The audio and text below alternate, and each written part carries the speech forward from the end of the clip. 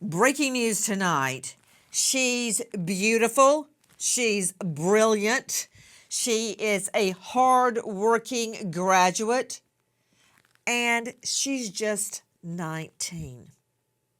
This beautiful grad, 19 years old, enjoying her very first apartment. She's so proud. She enjoys it until a monster creeps in. Good evening. I'm Nancy Grace. This is Crime Stories. I want to thank you for being with us.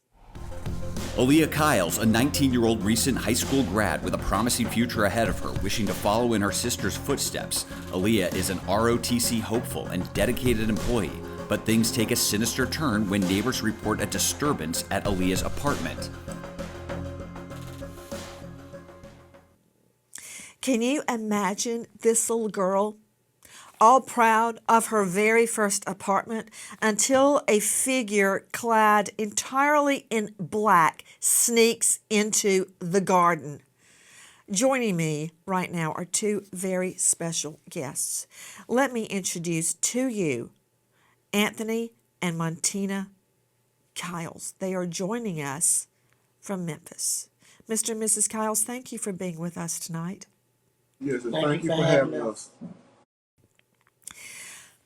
I really don't know exactly where to start, because when I first heard about your girl and I saw her picture, my heart nearly broke. Look at her. How proud were you, Mrs. Kyles, on her graduation day? I was so proud of her because she's my baby. I have 4 girls, and she was the baby, and I was so proud that we was attending her graduation. She was so ready to get out of school, and she was looking forward to moving through her sister's footsteps and going to the army. Now, the sister was in the military, correct? And she was considering following in her sister's footsteps. Now, I'm looking at that graduation photo, and I've just got to tell you that it was the proudest day of my parents' life when I graduated. I mean, my brother and sister and I, were first-generation college grads. My dad worked on the railroad, Norfolk Southern. My mother worked her way up from being a bank teller. And I remember my father full on crying when I graduated. He was so proud. When I saw that picture of your girl, Mr. Kyles, do you remember that moment she graduated? Yes, I was so proud of my daughter. She was looking forward to doing a lot, and she loved to work. She loved to work, and she wanted to go to the service. That was her next move, but I just hated I allowed her, which I didn't allow her to move. She did it behind my back of getting our apartment. And I wasn't ready, and I just I didn't want to say no. I wanted to give her a space just so she can see a little bit what's going on in life.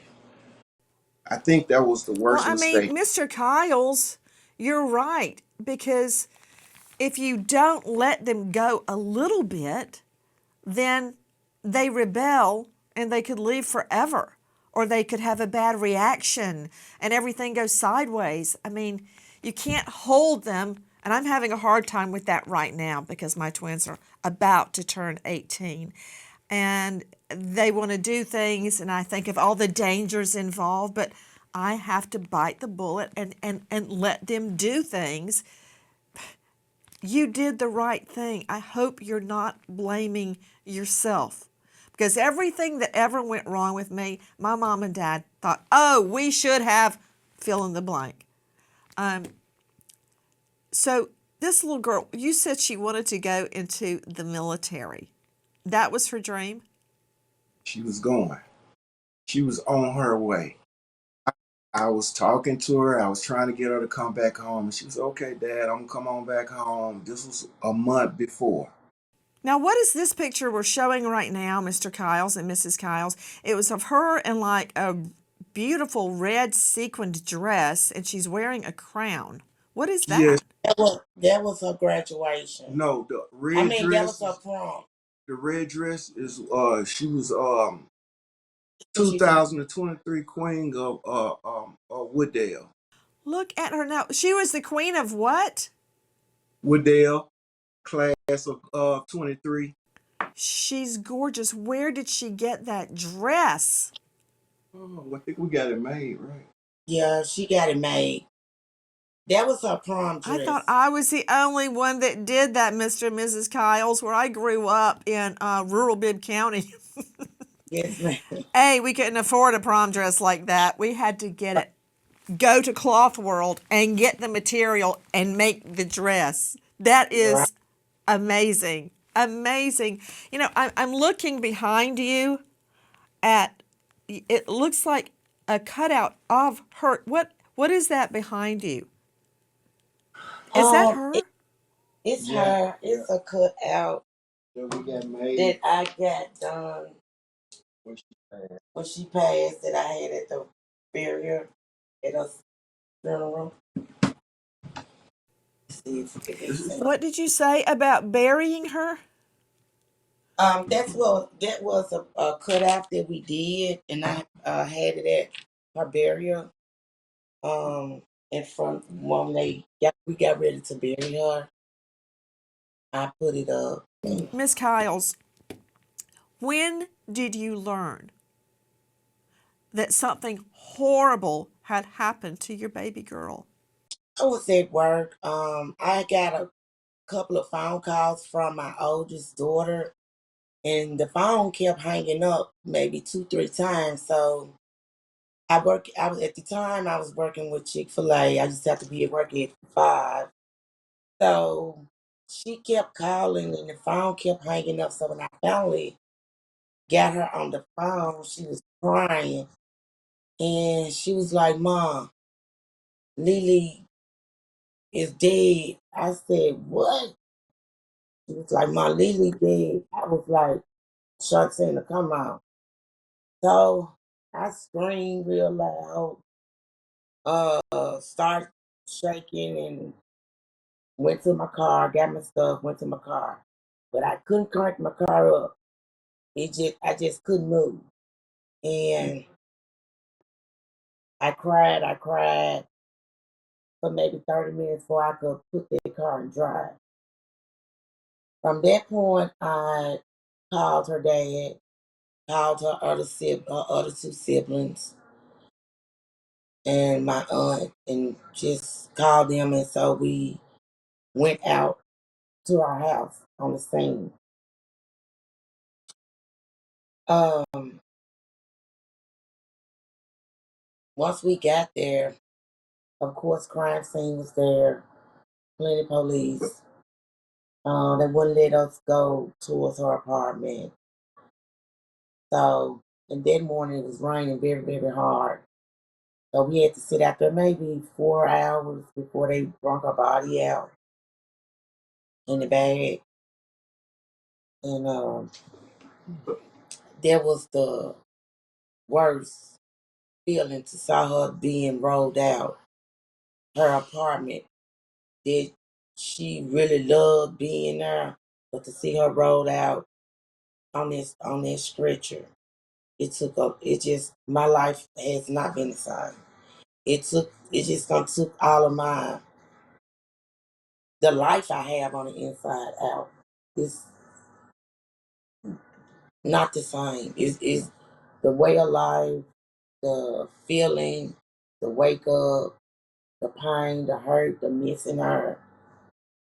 And she was my kid that always, Mom, what you cooking? I'm gonna go get some. I want some chitlins, and I want spaghetti. I want some dressing. I'm gonna come help you do it. And so this holiday after she was murdered in July. So when Thanksgiving came, it was hard. Christmas, it was hard. because around those days are the time she will come. I'm gonna cut up the onion and bell pepper for the dressing and spaghetti. She's always in the kitchen to help. She loves to eat, and she'll tell you, I mean, Did I ain't you doing. make special things for her to eat as a way to get her to come over? I didn't have to. All I had to do was say I'm cooking, and they all come. All I got, they be like, "Mom, what you doing?" I said, "No, I just got through cooking." What you cook? Once I say what I cook, they on their way. All of them. I do the They be, same exact thing. When my children leave for school in the morning, I tell them, we're making whatever I'm making, chicken and dressing or whatever I'm making.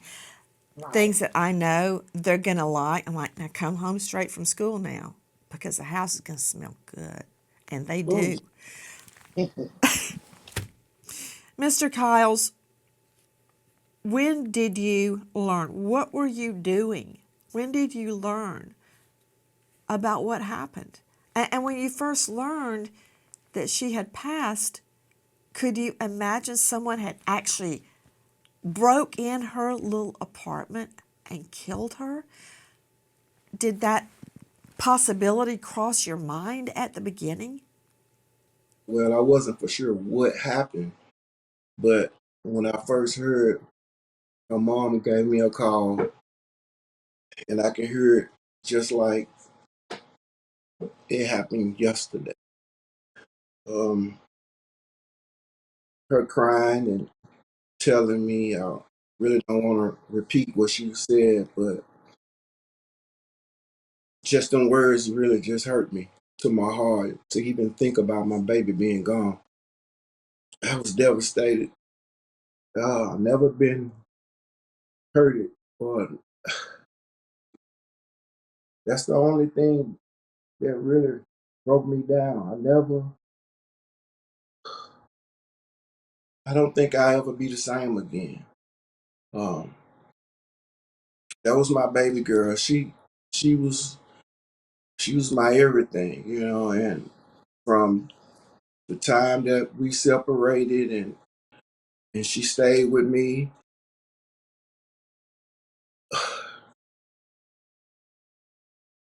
it's just hard to deal with her being gone and trying to keep my life going.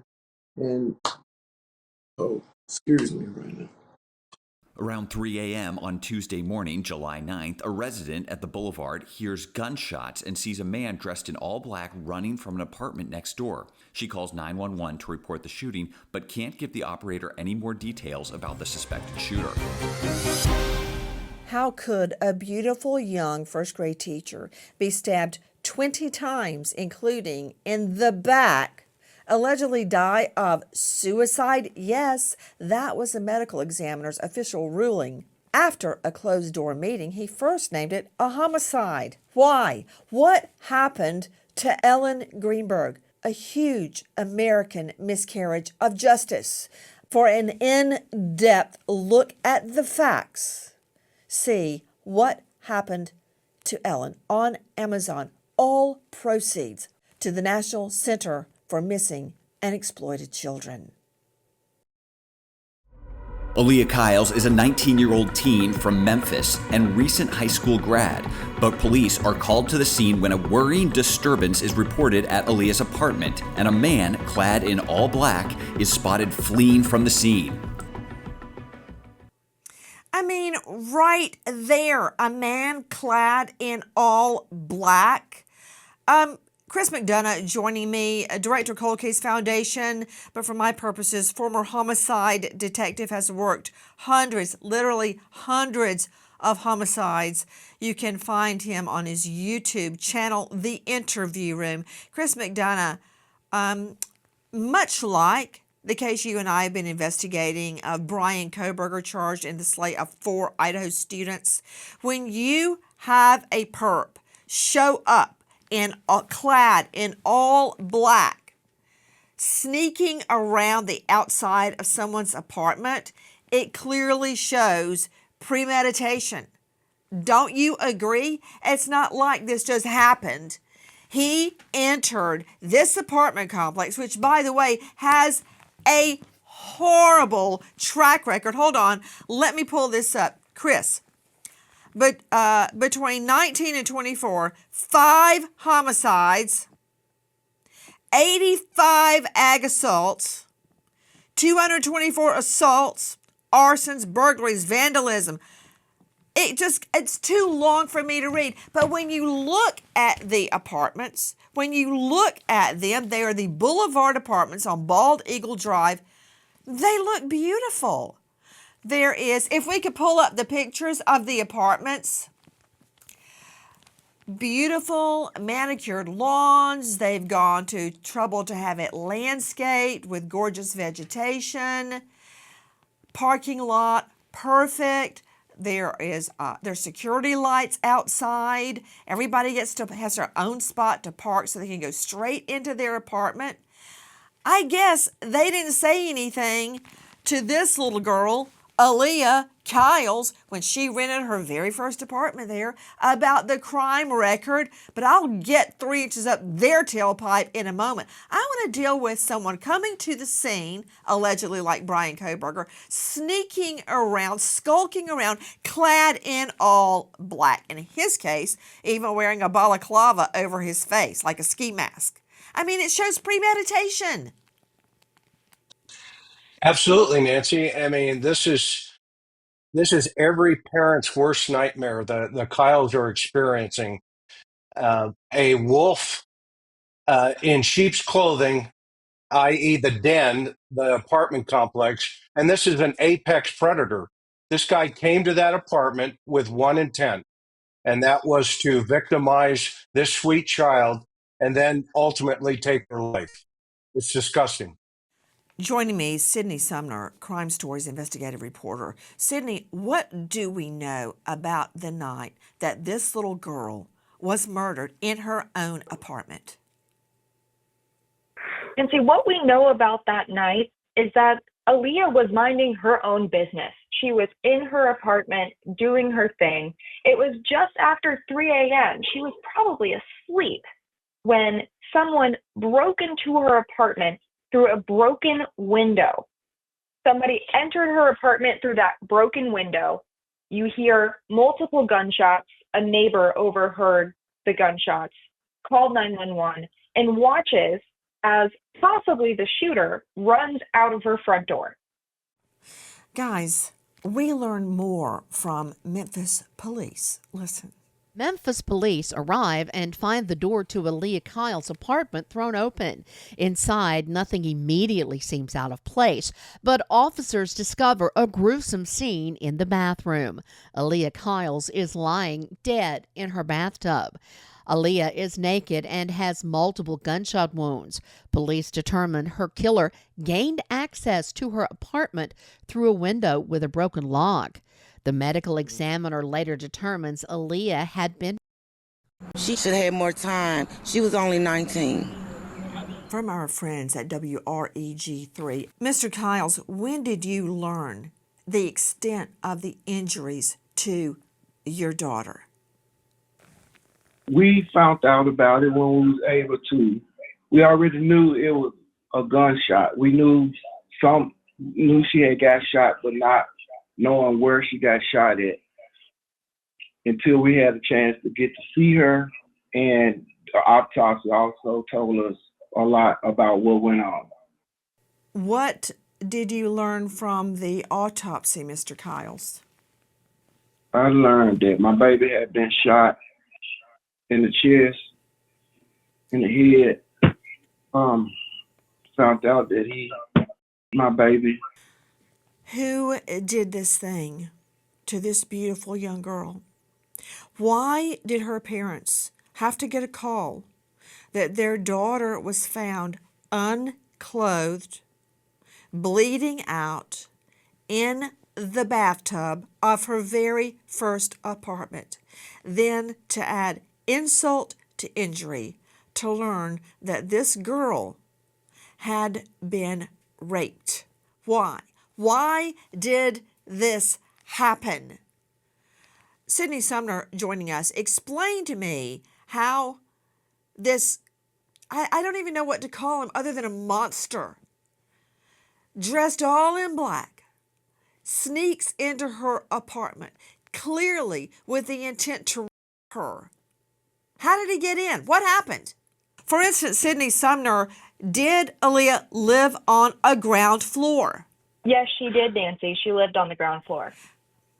And was there something wrong with her window, probably unbeknownst to her? Yes, that window was broken. That's what police found when they searched her apartment that night.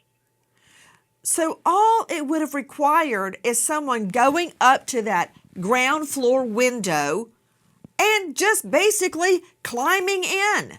That's exactly what happened. Was there video surveillance? Are police, security guards walking the apartment complex, Sydney Sumner? I guess not. No surveillance footage of this incident. And the apartment complex claims they have patrol units, but apparently no one was around that night. Please join us on our mission to find missing people, especially children, to solve unsolved homicides. If you're on the go, catch us on your favorite podcast app where you can get all of our content where we, in our own way, seek justice. Aaliyah Kyles is found shot dead and naked in the bathtub of her new apartment. Authorities are on the hunt for her killer who shot and assaulted the 19-year-old Memphis girl. We want justice for this teen girl. Joining me with an all-star panel, her parents and the family lawyer, high-profile lawyer joining us, Esperanza King. Ms. King, thank you for being with us.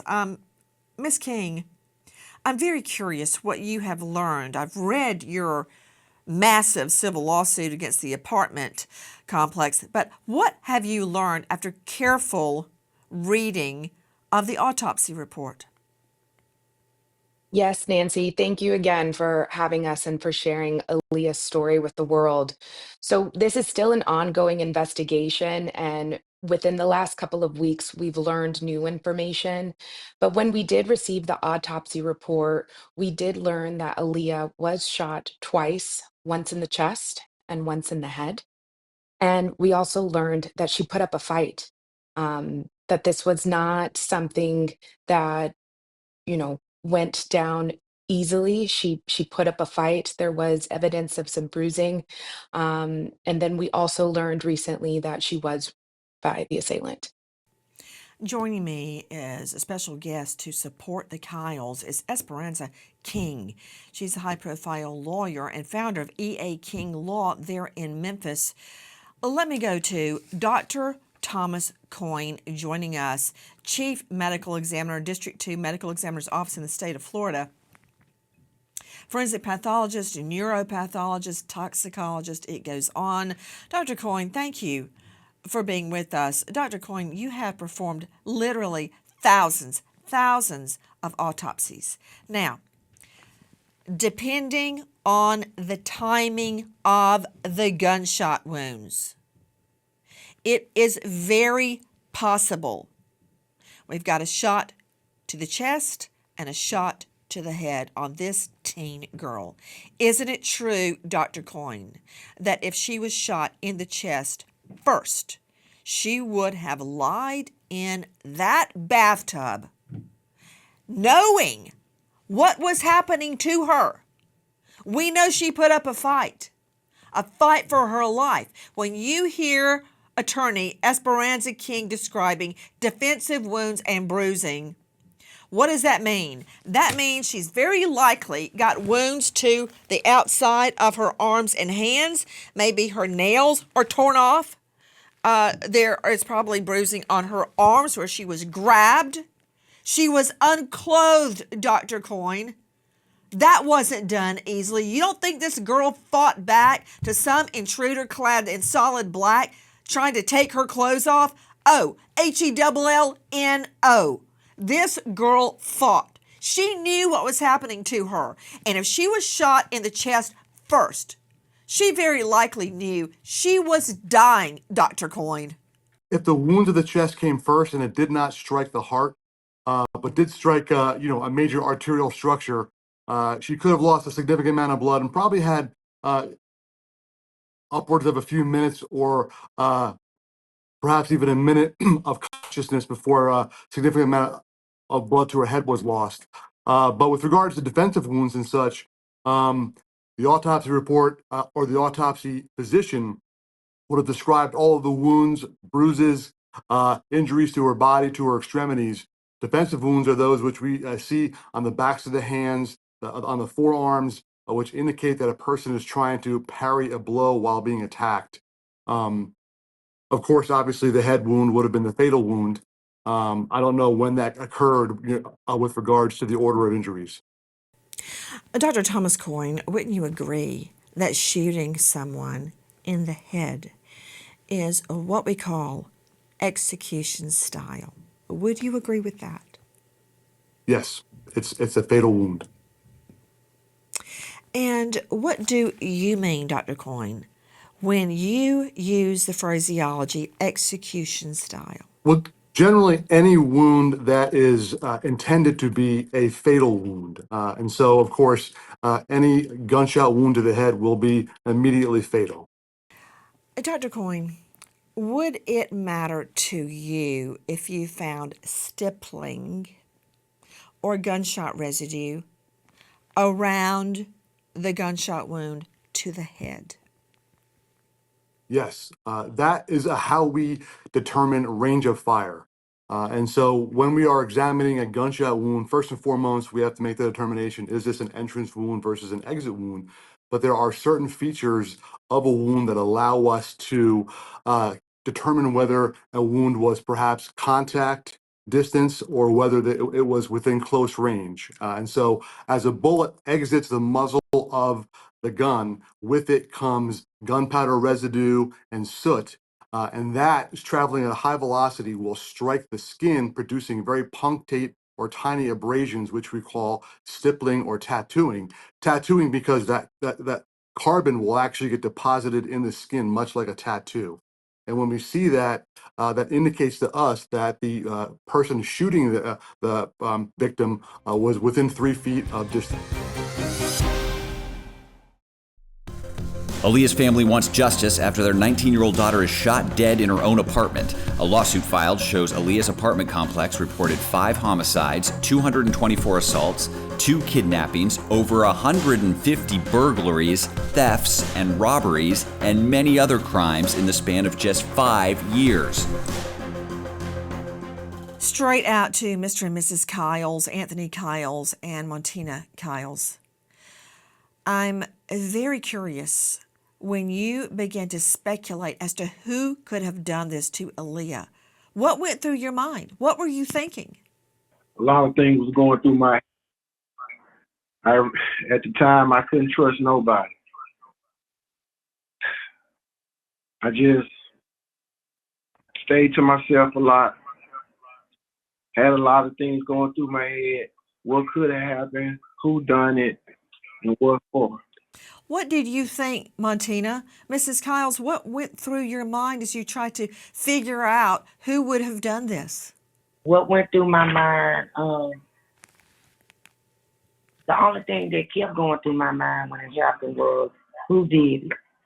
And my prayers from the day she got killed, murdered, up until maybe 2-3 weeks ago, my prayers to God was always, God, let me know. I want to know who did this to my baby. I want to know. I didn't want it to take so long and to go years. I always prayed every night. I just want to know who did this to my baby. Joining me is Dr. Jory L. Crausen, renowned psychologist, faculty, St. Leo University. Dr. Jory, thank you for being with us. You've heard Aaliyah's father say, what could I have done? Was this my fault? Did I do the wrong thing? That's a type of survivor guilt where you blame yourself because the one you love the most has been killed. And the interminable wondering what happened, just having a few pieces of the puzzle, trying to put it together and figure out what happened that night. It's awful for crime victims, Dr. Jory. Yes, that's the I won't say normal reaction, but that is the reaction of a parent, especially a father. I lost my son. It was the same thing. I failed there to protect him, and even though the circumstances, once they come out, you see that this was just a pure act of evil. And, there was nothing there really that could have been prevented from the parental perspective as protecting her. You train your child how to secure the house and all of that, but those were overcome by this evil individual that broke in and killed her. And then a break in the case. A week after the shooting, Memphis police question a 17-year-old suspect about his whereabouts the night of Aaliyah Kyles' murder. Initially reluctant to answer, he eventually confesses he raped and killed Aaliyah. He biked to Aaliyah's apartment complex, had no trouble breaking into her apartment through a window, then ran back to his bike before police arrived. To high-profile lawyer Esperanza King helping the Kyles, what led police to this 17-year-old, now almost 18-year-old man? Nancy, it's still an ongoing investigation. We learned just a few weeks ago, at this point, it's been almost 7, 8 months since Aaliyah passed, and we just learned that they were able to catch this juvenile. So we are waiting to hear more about this. We hope to learn more in the coming weeks as more information Put her up, please. comes from the police. Put her up. Miss King, before I went on to Superior Court trying adults, I did a stint in juvie court. Isn't it true that juvenile felony records are kept a secret? Isn't that true? Yes. Ms. King, isn't it true that we have learned this suspect has been charged with sex assault specifically in the past? Isn't that true? We're still learning, so we're still waiting to hear all the information about this juvenile. Sydney Summer joining us, Crime Stories reporter. Isn't it true that there are several arrests and charges of a predatory sex nature in this suspect's past? According to several sources, yes, that is true. We do not have official record of this, as the suspect, is a minor. But that's what several sources have revealed, Nancy. So if that's true, and of course his name is being kept a secret, his record is being kept a secret, what about her? What about Aaliyah? What about your daughter, Miss Kyles? If this is true, if these allegations are true, it means that this predator dressed in black had already gotten out on multiple sex attacks, if this is true, and was skulking around outside your girl's window. He went straight to it. That tells me that he had already cased it, had already seen it. He had probably seen her. How did he know she was in there? It was 3 o'clock in the morning. You know she had her blinds and curtains pulled. How did he know? Unless he had not been watching her before that. He went straight to her place dressed in all black and broke in. He sex assaulted her and shot her multiple times, including in her forehead. Right here, in the forehead, execution style. This perp had been let go before. That is wrong, Miss Kyles. I agree. It's like we went to court yesterday, and it's like all they're saying, protecting him because he's a minor. It's everything about protecting him. He a monster. Can I tell you something, Miss Kyles? At 17 years old, my father had already lied to the Navy and was halfway around the world on a fighter ship, okay? So I don't even want to hear this. Minors, under our Constitution, can be treated as an adult. No, we don't throw them behind bars with adult males. They stay in juvie jail until they're 18 to 21. Then they go into the system. But this is not his first time as a felon, as a predator, if these reports are true. This is not some baby at the ice cream shop. Exactly. Did you see him in court? Did you see him? Yes, ma'am. I What did. does he look like? Is he tall? Is he skinny? Is he pitiful looking? What does he look Yeah. like? Little guy. Little guy, just don't look groomed up at all. Looks like somebody that's out here don't mind about taking people's lives, young girl lives. Did he That's look at you? Did he look at you in court? No, ma'am. No, ma'am. He wouldn't look. When He he would came not into that look. courtroom, did he even look over at y'all? He wouldn't look. He wouldn't look. No, ma'am. You are bringing back a very bad memory for me. My first exposure to a court of law was as a witness in my fiance's murder case. And when I came down off that witness stand, I didn't even know what was going on. I walked by the defendant and he looked down. And I looked at his lawyers. They all looked down. They wouldn't even look at me. Is that what he did in court? Yes, ma'am. Yes, ma'am. Aaliyah Kyles, 19, is born and raised in Memphis, Tennessee. She's the baby of the family with 3 older sisters. Aaliyah is full of dreams and has a bright future ahead, just graduating from Wooddale High School. While Aaliyah is considering following in her sister's footsteps and joining the military, for now she's focused on striking out on her own. Aaliyah takes a job at a restaurant while also working on a small business selling handmade candles. Aaliyah is also living on her own for the first time, settling into her new apartment at the Boulevard. Dr. Coyne, you have read the autopsy report, as have I, and I would like to direct your attention to the perforating gunshot wound in the victim's head. Look at her picture and imagine a gunshot entrance wound to the left of her forehead. 1/2 inch to the left of the center above her nose. Notice the angle, Dr. Coyne, the trajectory path. What did you learn from that? Well, it's front to back and downward. So it tells me that, number one, the perpetrator was facing the victim at the time, and he more than likely standing above her, giving that downward trajectory as the projectile passed through the head.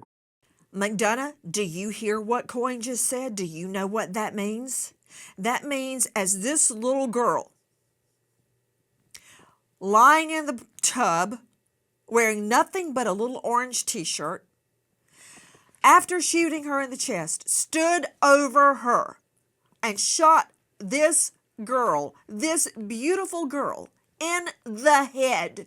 Did you hear what Dr. Coyne said? Absolutely. And does this not even confirm for us that this individual has no feeling for humanity? The fact that this young girl is looking up at that gun, pointing at her, and for sure saw the flash of that muzzle.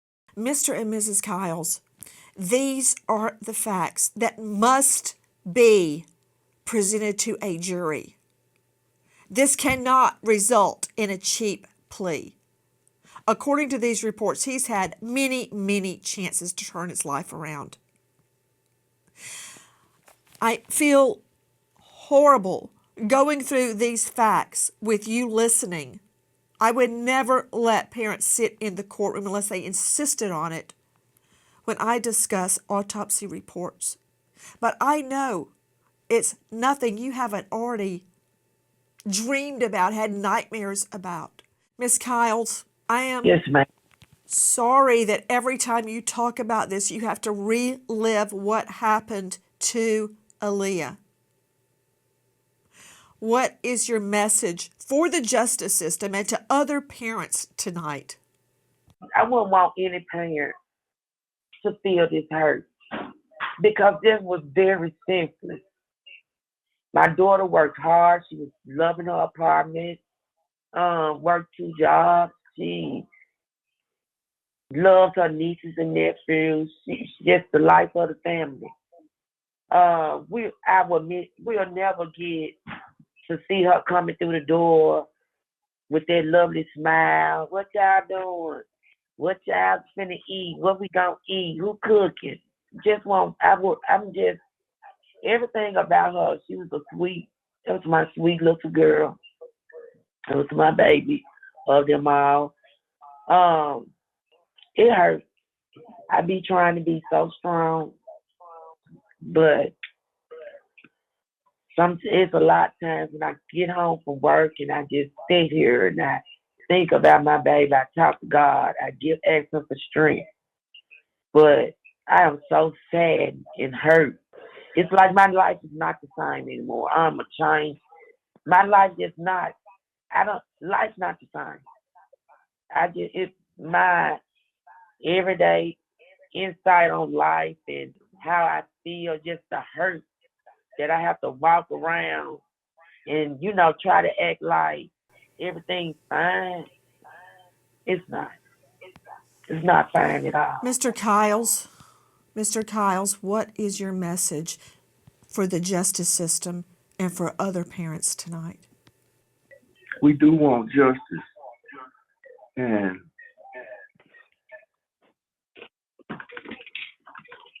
it couldn't have came no quicker.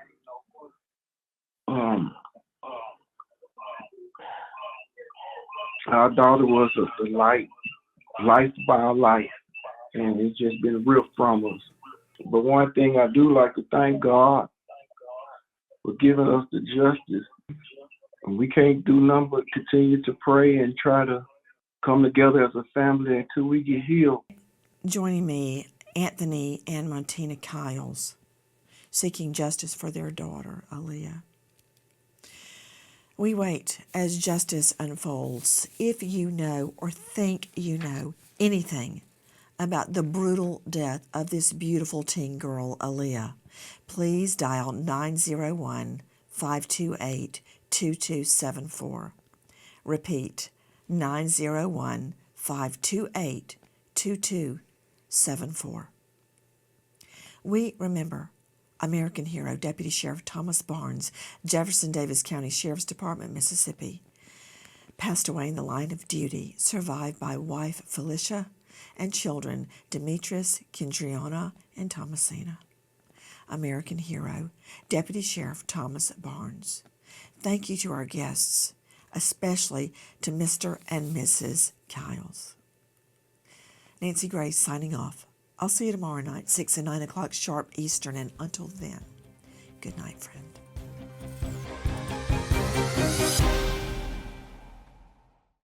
Please join us on our mission to find missing people, especially children, to solve unsolved homicides. If you're on the go, catch us on your favorite podcast app where you can get all of our content where we, in our own way, seek justice.